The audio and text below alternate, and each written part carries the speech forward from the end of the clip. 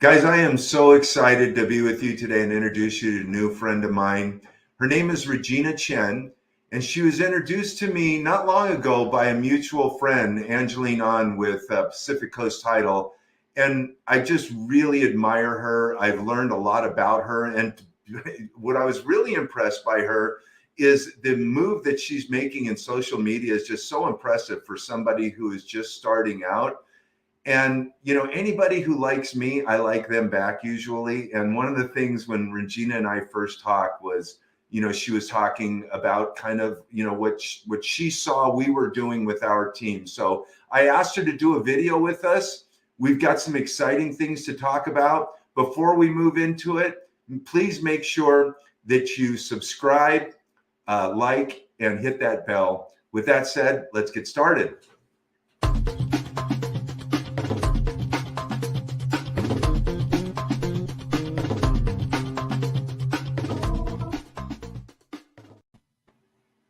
Regina. Hey, Barry. Hey. So Regina and I, we've come up with quite the long list of things that we want to start bringing as far as content to Regina's followers and my followers, and hopefully we're going to get some followers together here. But today, what we really wanted to kind of tackle was, should I wait to buy?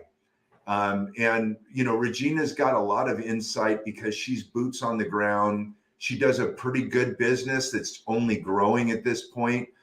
Because of her YouTube channel, she got, I think would you get like 8 deals last year just from your YouTube channel, Regina?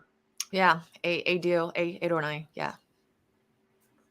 How many of you guys would love to get 8 deals if you're a realtor or a lender from, and she didn't pay for any kind of, marketing. It's all organic. And it's because she's really got her finger on the pulse of what everybody's curious about out there. Like if you are a home buyer, what are you thinking about? And this was one of the things that I think Regina brought it up that I thought was great. So with that said, Regina, why don't we just get into it and let's get this party started and talk about what we might be able to add to help people make a decision. Definitely. I think should I wait to buy a home? It's a very common, very relevant, timely topic because I work with many buyers right now. And as we see everything going on in the market, people start to think, I'm so tired. Like we call it like buyer fatigue. And they start questioning, maybe I should take a break. Well, in today's video, we're going to talk about there are 4 reasons why you shouldn't. All right, first of all, I want to talk about the number 1 reason why you shouldn't wait to buy is that the home price is going up, and we don't see it's going to change in the near future. So what do I mean by that? I want to take my farm, my backyard, which is the city of Irvine, give you a specific idea. I want to share the number, give you some quantitative measure. When I say going up, what number we're looking at, how fast it's growing. All right, so here is our January real estate report in Irvine. I just want to share with you, we're talking about the home price going up. Let's just take a look real quick. So in last month, January, the average attached home sales price at $1 million. That is 39% compared to same period last year. So the longer we wait, this year, like I said, it's not going to get any better. If anything, is the appreciation rate will slow down, but it's going to continue to go up. Last year in 2021, Irvine home price appreciated 22%. And so far in this first quarter, the economists forecast will probably still be looking at 8 to 10% appreciation in the city of Irvine. So who would have thought in the middle of, this craziness that we just went through over the last couple of years that we would see values go up 22%? I mean, guys, I've been doing this over 20 years. I've never in a million years did I ever think I would see this. In fact, when everything started to really get serious, I started wondering, I thought to myself, like, who in the world is going to want to buy a home in the middle of a pandemic? Well, it turns out everybody does. Right. Because what's happening is people are starting to realize, hey, now if I don't have to go into work every day, I might need a bigger place. I might, and that's what's driving a lot of this. People are wondering, like, why are prices going up so high?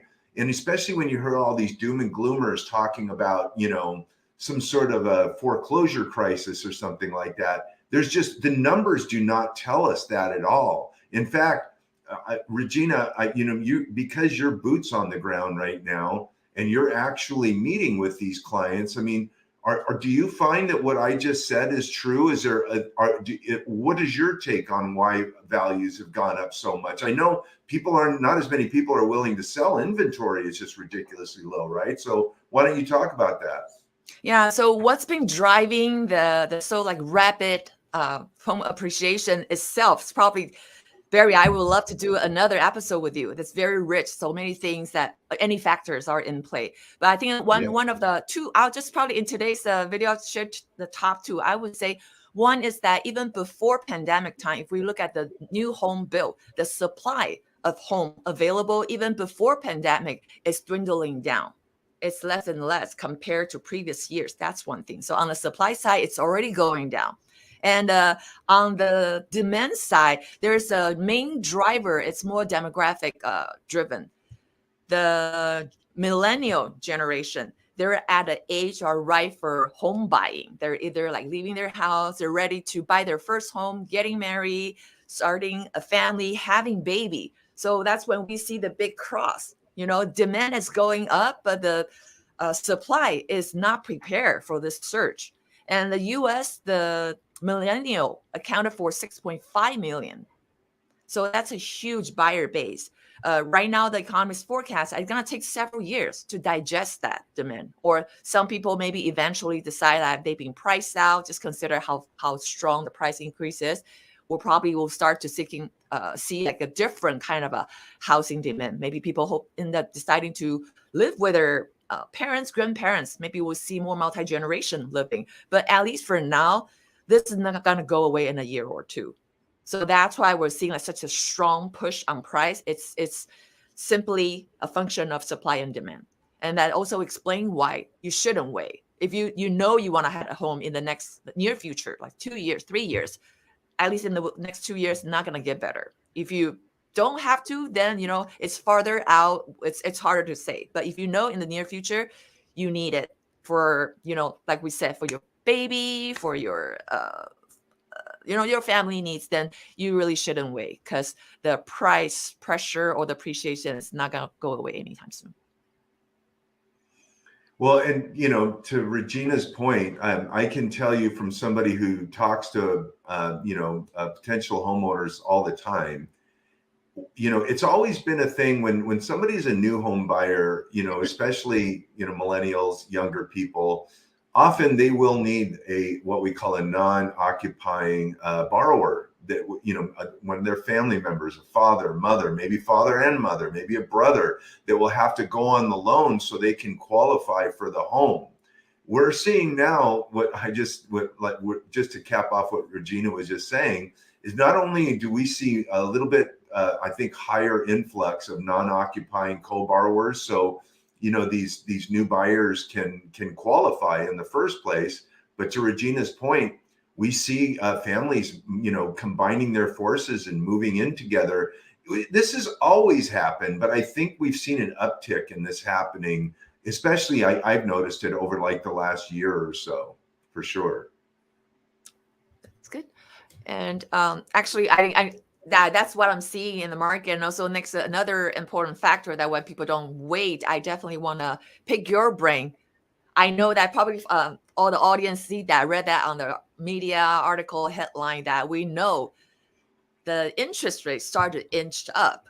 So Barry, I want you to weigh in. What do you see? Like currently, what kind of rate we're looking at, and going into the year, is it gonna stay low, or what can we expect?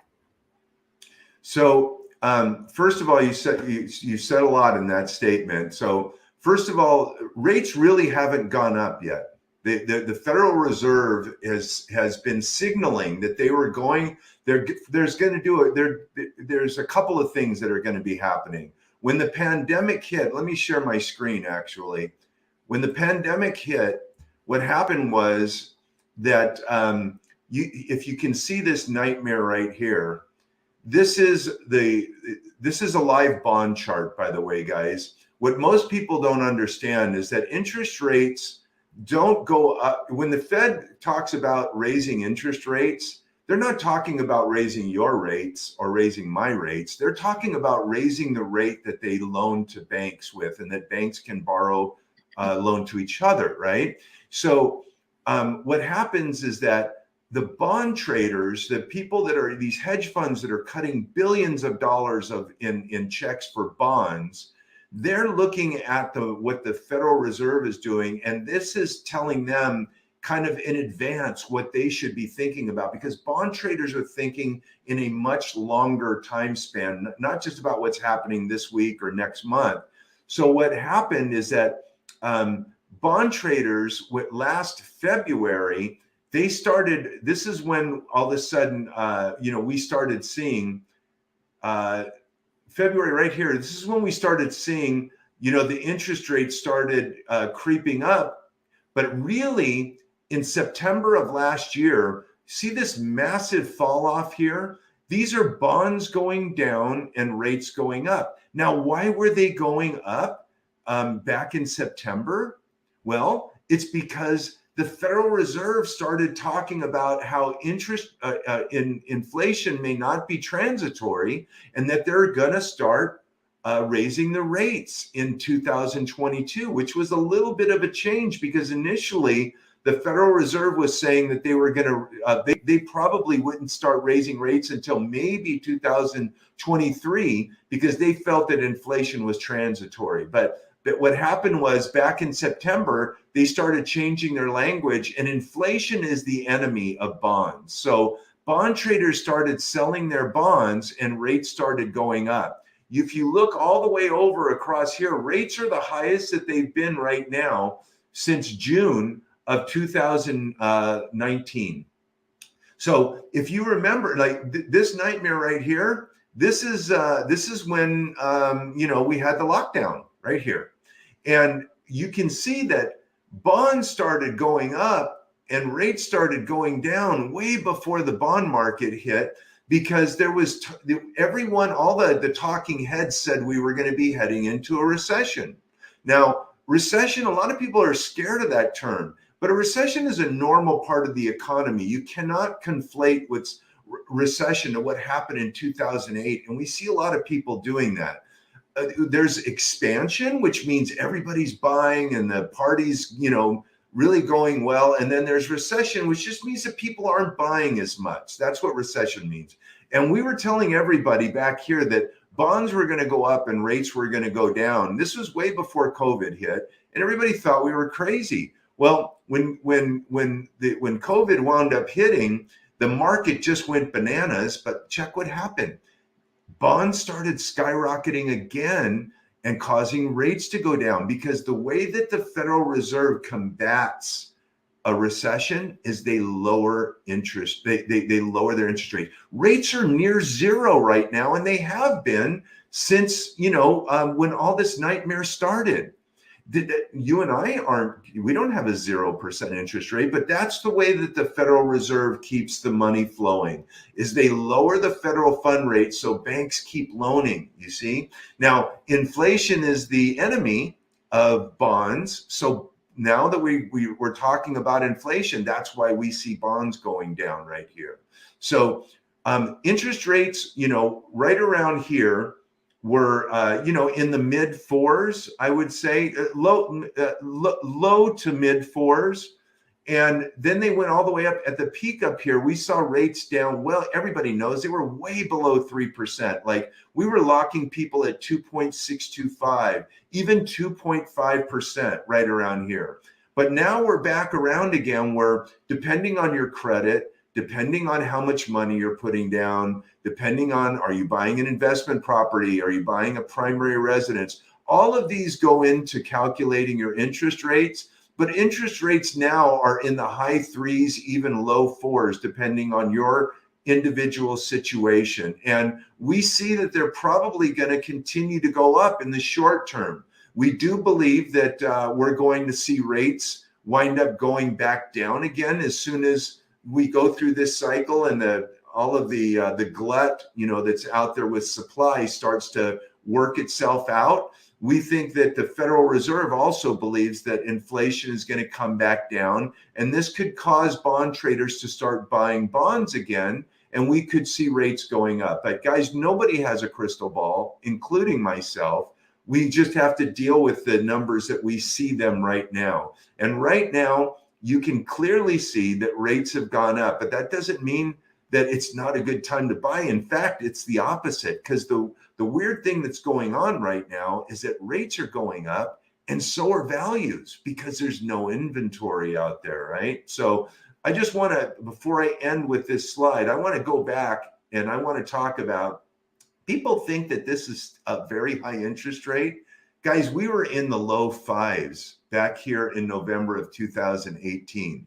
And the majority of my career was spent, when interest rates were 7-8%. So anytime you can buy a home anywhere in this area, it's still an incredible opportunity. So we've got, now I'm going to stop the screen here and let Regina, talk for a minute, because I know she also wants me to talk about, the cost of waiting. So Regina, what did you think about what I just said? Yeah, I love that chart. Actually, if we further expand the horizon, historically, we're still at a low interest rate. I mean, mortgage rate Ridiculously range, low. right? Yeah. I hear a lot of my aunt and uncle, they were buying home when it's like 9-10%, right? My mom got it when it was 12%. Oh my goodness. So we just need to put things into perspective, because That's right. everybody's talking about real estate probably during pandemic time. You're comparing to, like you said, 2.6, 2.7. Compared to that, now we're in like a mid-3. Feels like, oh my God, it jumps a lot. But to your point, I think for the rest of the year, the mortgage rate probably be pretty dynamic. Depends on how the economy development and depends on what the Federal Reserve does, right? Like if the Fed is all of a sudden they're going, hey, they're signaling that maybe we might be over the worst, then we could see rates go back down again. Right. Then Barry, I know you and I talk about it. It's less worry. The buyer shouldn't be worried so much about like what's the rate today. Because even let's say later on it dropped, then you can always refi.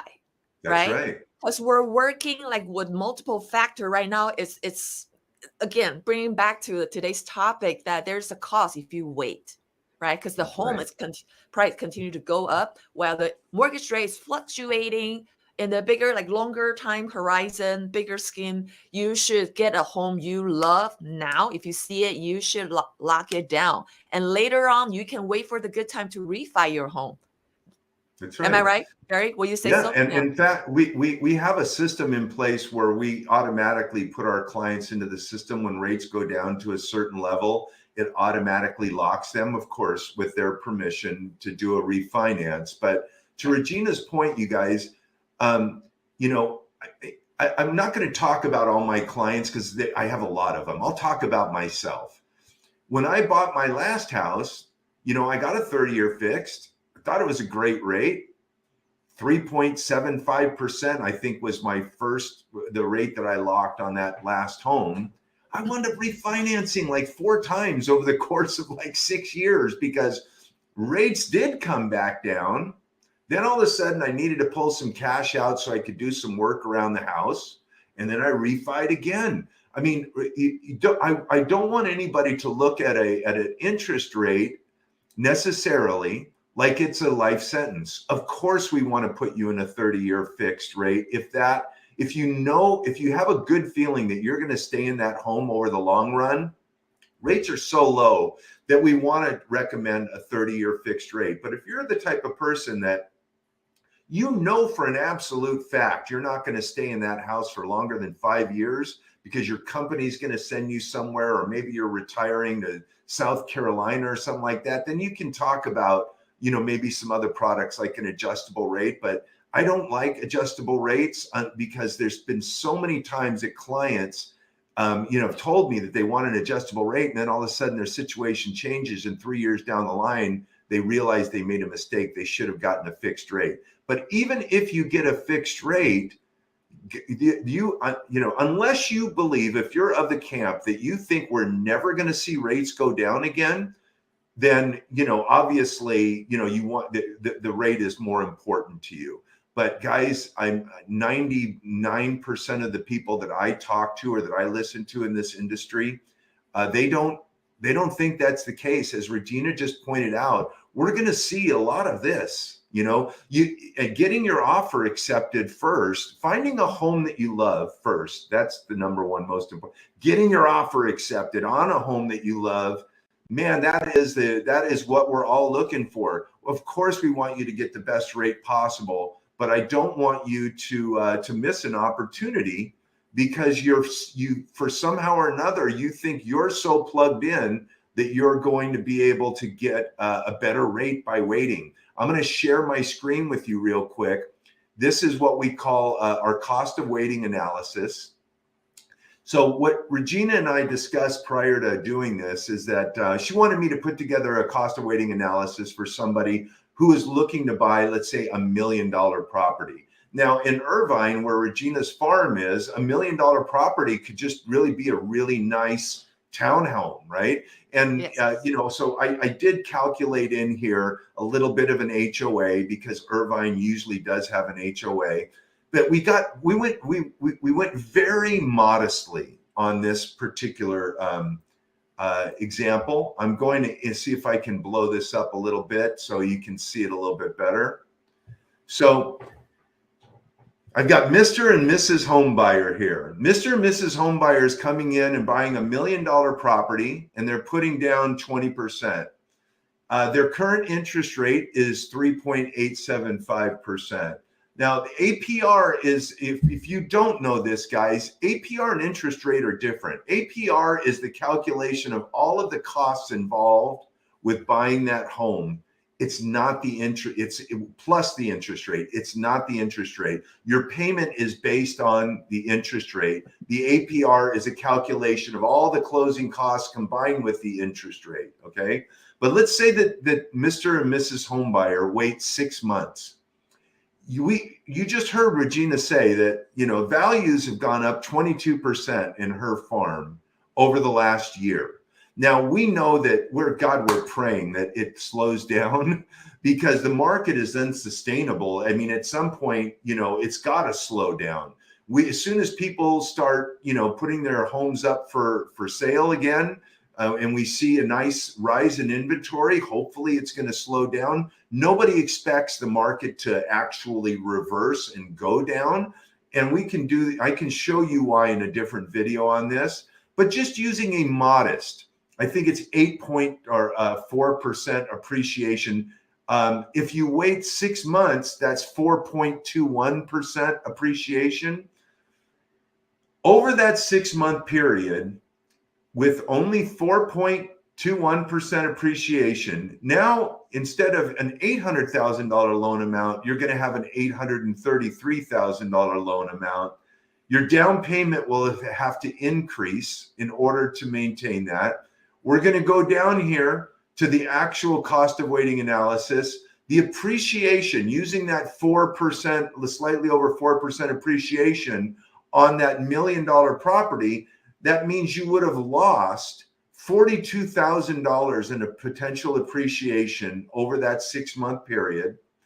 Amortization is loss. What that is like every time you make a mortgage payment, a portion goes to paying for interest, a big portion of it, and also a small portion goes to paying down your principal. We call that amortization loss. And sometimes you'll hear me refer to it as a forced savings account, because every time you pay down that principal, it's just paying down your loan, which means you got more equity, right?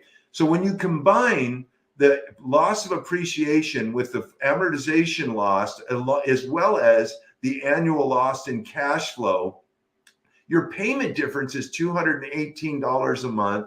So the annual loss in cash flow is $26.20. You're losing just by waiting 6 months. And we're talking very conservative here.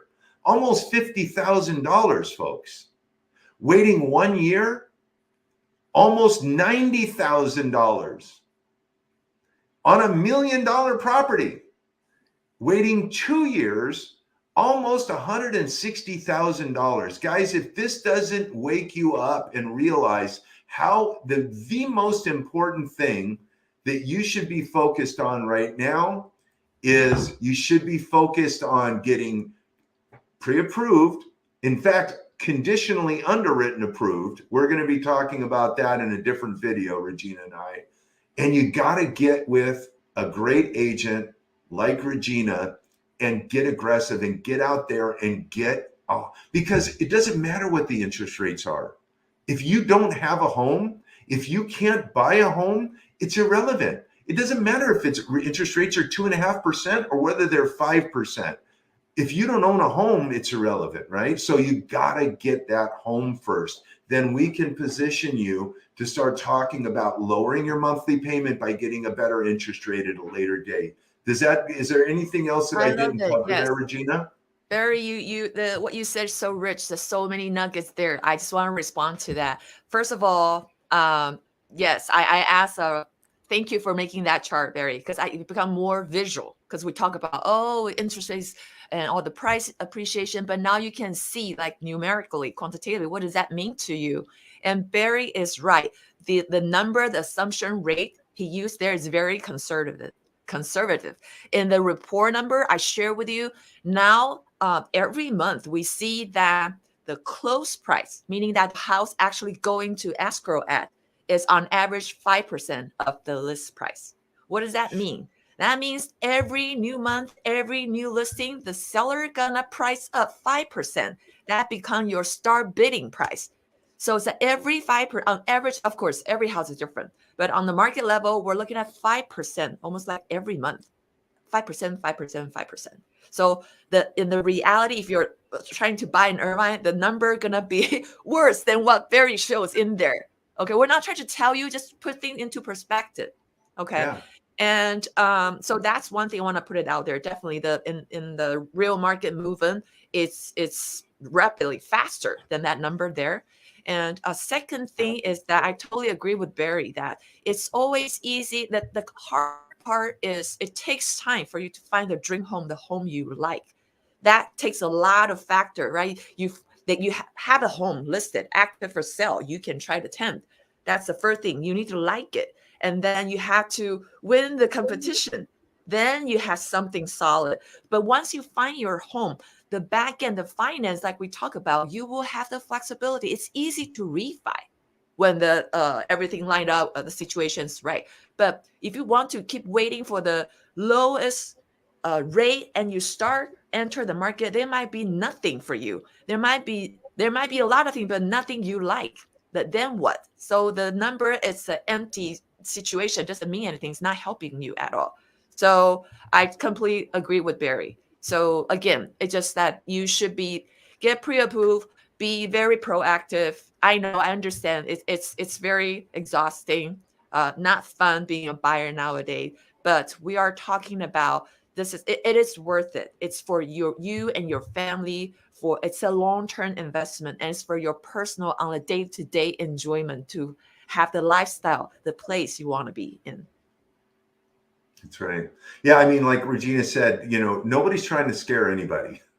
What we're trying to do is we're trying to just show you the numbers, because my opinion doesn't really mean, well, I think my opinion probably means a little more than most, because I'm a student of this. I'm constantly looking at these numbers. I'm constantly sitting in with different economists and market movers. Regina, I mean, man, rarely do you meet somebody that has as much attention to detail and to facts and figures as Regina Chen. I can tell you that, and I haven't known her that long, but I've had many in-depth conversations with her, and we both subscribe to the same way that we treat our clients, which is it's all about educating you. If we give you good information, then you can make an intelligent decision. You don't need us to tell you what to do, but you need that good information. If you don't have, somebody like Regina that is going over all of the different analytics of your particular market and what you should be looking at. If they're just meeting you with a big smile on their face and telling you, hey, don't worry about it, Mr. and Mrs. Homebuyer, we're going to get you into a loan or get you into a home, you might not be talking to the right person. You need to get the real numbers so you can make an intelligent decision. And I would just like to tell you that, if whether you have a loan officer or whether you have another realtor other than Regina, I think that I could speak for both of us that we would love to just talk to you. If there's something maybe that I can add that you can take with you to your other loan officer, then great. But if you're not going into this with the actual numbers, then how can you make a great decision based on just opinions and gut feelings? Because we all have people in our lives now that are trying to feed us their opinion, whether you're watching the news, which God bless. I mean, please, don't watch the news for all of your facts, because the news, they want to try and scare you into making, because they know that you're going to keep watching, right? And the same thing goes with your Uncle Jack and your Aunt Sally. They're speaking to you from their experience maybe 30 years ago.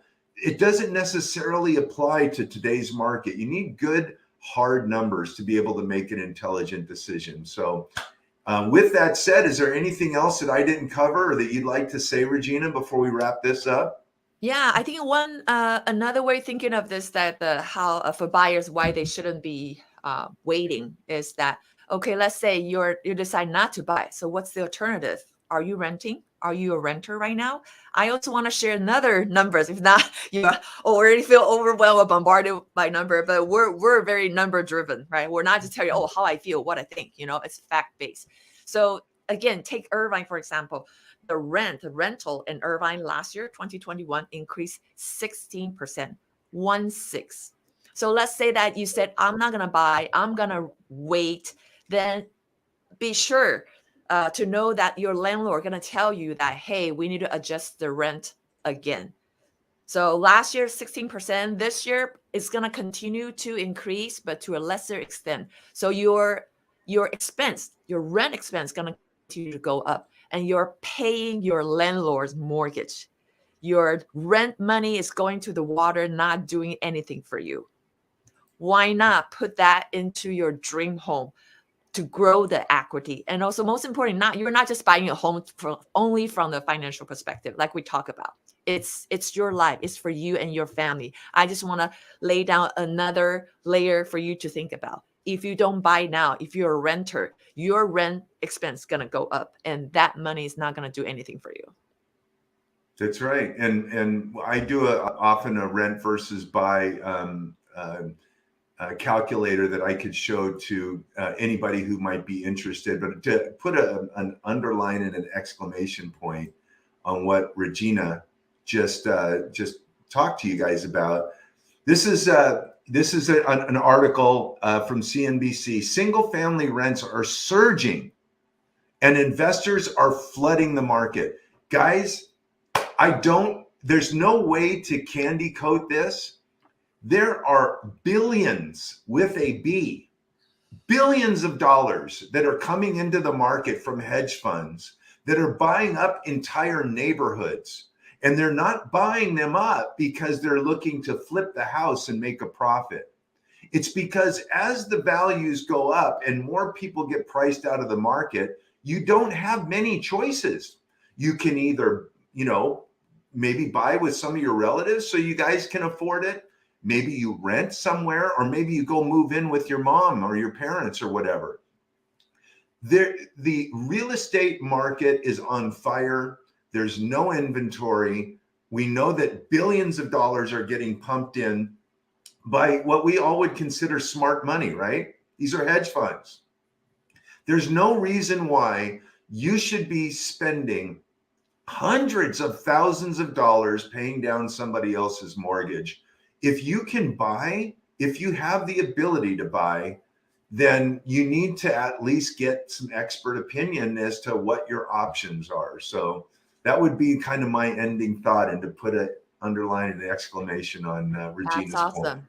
That's awesome. I love it. I love it. Well, Barry, this is really great. I really enjoy the conversation. Me too.